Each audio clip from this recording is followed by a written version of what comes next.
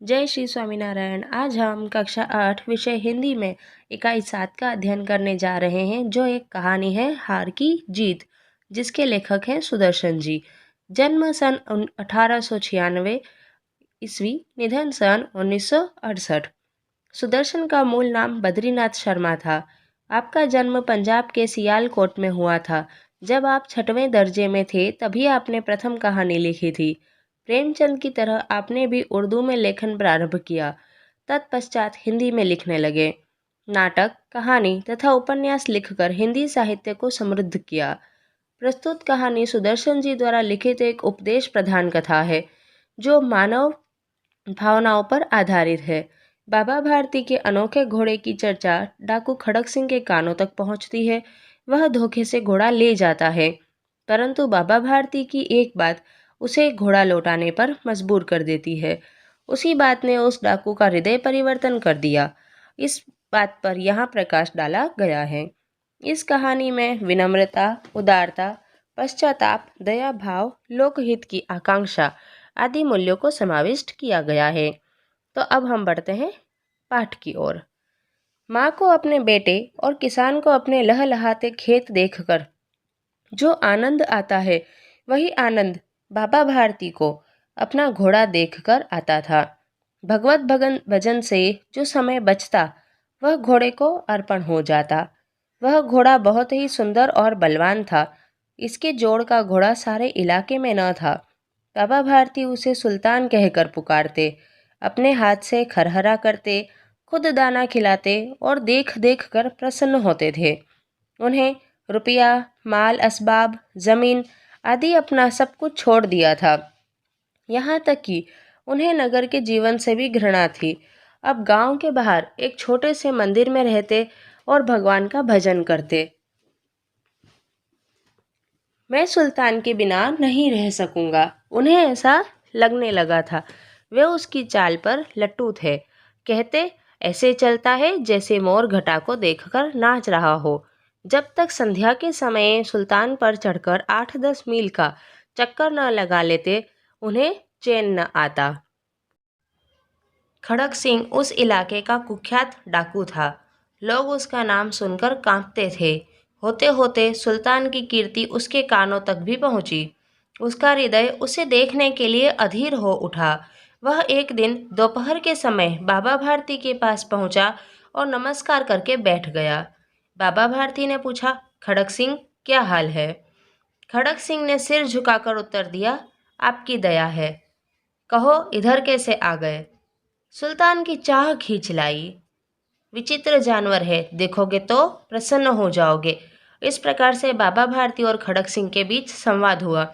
तो हमने यहाँ देखा कि पहले पैराग्राफ में बताया गया है, जिस प्रकार से एक माँ को अपने बेटा प्यारा होता है, किसान को अपने लहलहाते खेत प्यारे होते हैं, उतना ही प्यार, उतना ही आनंद यहाँ बाबा भारती को अपने घोड़े को देखकर आता है। और उस घोड़े का नाम सुल्तान है।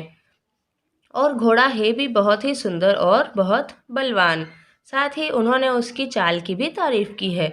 अब जब घोड़े की इतनी तारीफ होगी तो लोगों तक पहुंचेगी ही। और ऐसे ही घोड़े की तारीफ पहुंच गई उस इलाके के डाकू तक। डाकू का नाम है खड़क सिंह। और वहीं वो डाकू यहाँ बाबा भारती के घर आ जाता है सुल्तान को, अर्थात उसके घोड़े को देखने के लिए। मैंने भी बड़ी प्रशंसा सुनी है। उसकी चाल तुम्हारा मन मोह लेगी। कहते हैं देखने में भी बड़ा सुंदर है। क्या कहना, जो उसे एक बार देख लेता है उसके हृदय पर उसकी छवि अंकित हो जाती है। बहुत दिनों से अभिलाषा थी, आज उपस्थित हो चुका हूँ।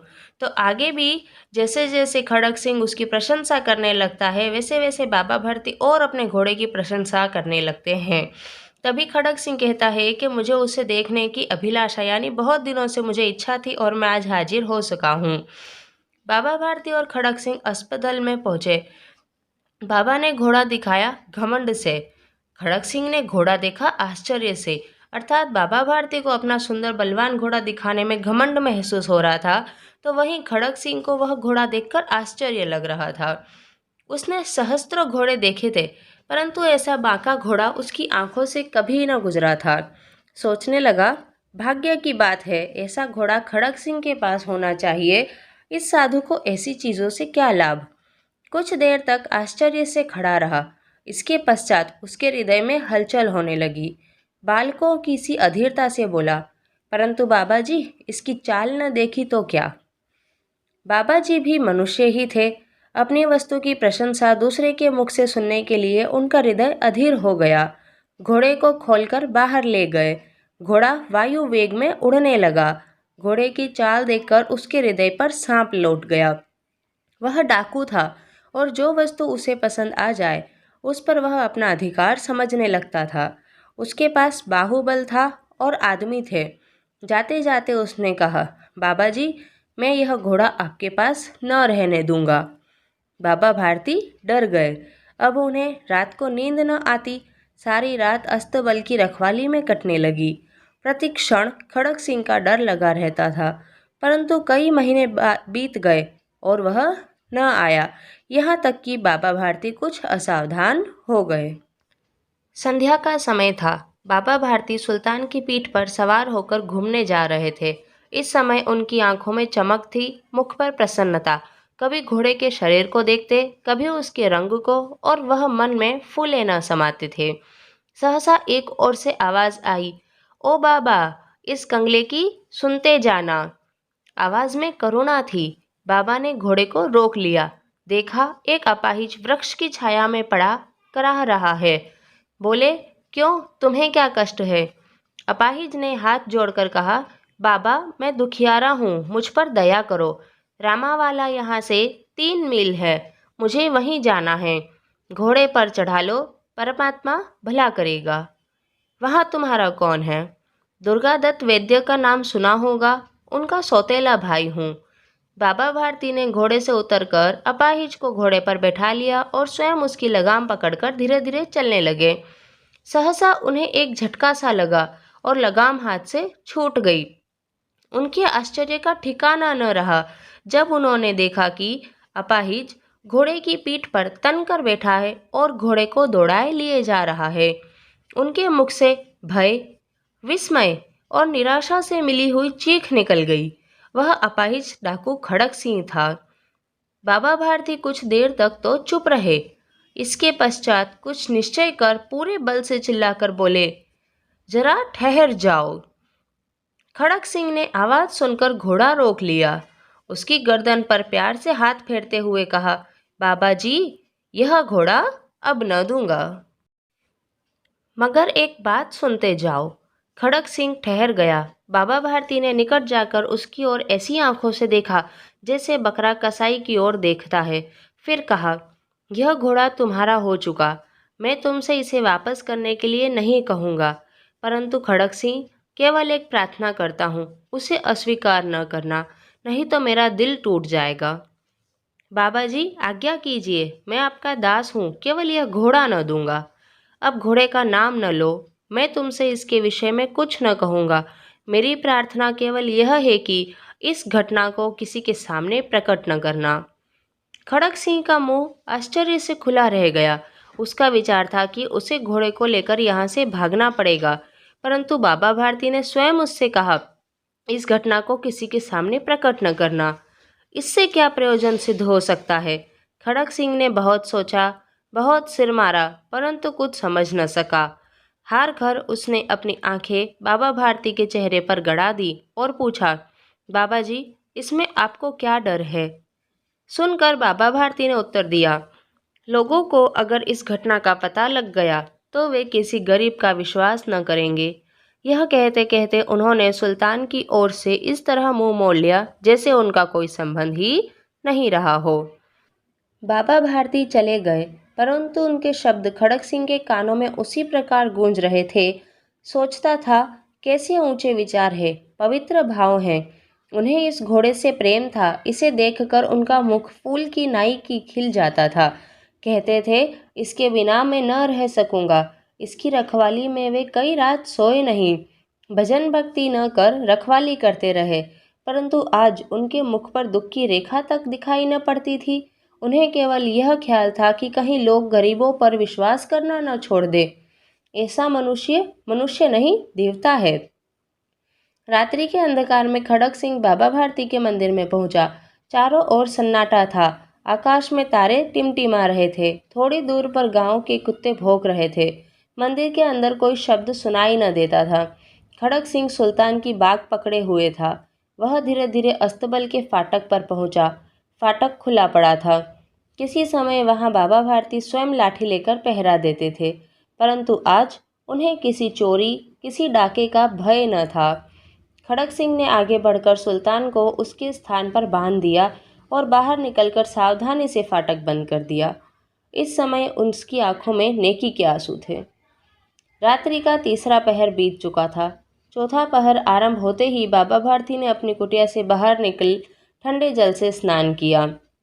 उसके पश्चात इस प्रकार जैसे कोई स्वप्न में चल रहा हो, उनके पांव अस्तबल की ओर बढ़े, परंतु फाटक पर पहुंचकर उनको अपनी भूल प्रतीत हुई। साथ ही घोर निराशा ने पांवों को मन मन पर भर का बना दिया था। वे कहीं रुक गए। घोड़े ने अपने स्वामी की पांवों की चाप को पहचान लिया और जोर से हिनहिनाया। अब बाबा भारती आश्चर्य और प्रसन्नता से दौड़ते हुए अंदर घुसे और अपने प्यारे घोड़े के गले से लिपटकर इस प्रकार रोने लगे मानो कोई पिता बहुत दिनों के बिछड़े हुए पुत्र से मिल रहा हो। बार बार उसकी पीठ पर हाथ फेरते, बार बार उसके मुंह पर थपकियां देते। फिर वे संतोष से बोले, अब कोई गरीबों की सहायता से मुंह नहीं मोड़ेगा। तो यहाँ हमने देखा कि किस प्रकार घोड़े की कीर्ति पहुंच जाती है खड़क सिंह तक, और फिर खड़क सिंह बाबा भारती से उनका घोड़ा छीनने की धमकी दे जाता है और अंत में वह एक अपाहिज का भेष बदल कर आता है जो कि बाबा भारती से मदद मांगने का नाटक करता है। जब बाबा भारती उसकी मदद करते हैं तो वह उनसे उनका घोड़ा छीन लेता है, पर बाबा भारती सुल्तान वापस नहीं मांगते। वे खड़क सिंह से कहते हैं कि बस इतनी प्रार्थना सुन लो कि यह जो घटना हुई है वह किसी के सामने कहना नहीं तो क्या होगा, लोग इस तरह से किसी गरीब, किसी मजबूर की सहायता करेंगे नहीं, उस पर विश्वास करेंगे नहीं। खड़क सिंह के मन पर बाबा भारती के इन शब्दों का गहरा प्रभाव पड़ा। वह इतना बदल गया, उसने वह छीना हुआ घोड़ा बाबा भारती को वापस लौटा दिया और चुपचाप उनके अस्तबल में बांधकर चला गया। वहाँ पर हमें पता चलता है कि बाबा भारती के एक वचन से, एक शब्द से जिस तरह से यहाँ पे खड़क सिंह का हृदय परिवर्तन हो जाता है। और हमने अंत में ये देखा कि बाबा भारती अपने घोड़े को पाकर इसी तरह से खुश हुए हैं जैसे कोई पिता अपने पुत्र से कई वर्षों बाद मिल रहा हो। फिर भी वे संतोष से अंत में यही कहते हैं कि अब कोई गरीबों की सहायता से मुंह नहीं मोड़ेगा। अब हम इस पाठ के कुछ शब्दार्थ और मुहावरे देखते हैं।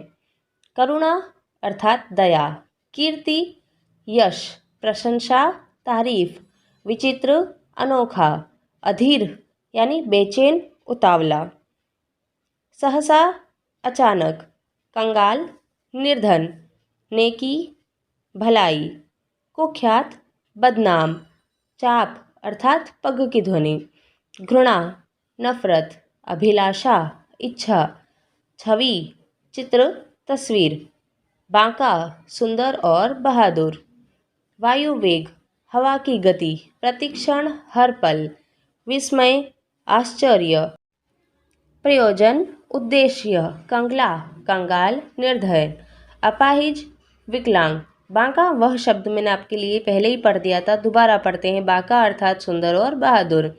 असबाब वस्तु सामान, अस्तबल यानी तबेला घुड़साल जहाँ घोड़ों को बांधा जाता है। खरहरा वह कंघी या ब्रुश जिससे घोड़े के रोएं साफ किए जाते हैं। बाग यानी घोड़े की लगाम।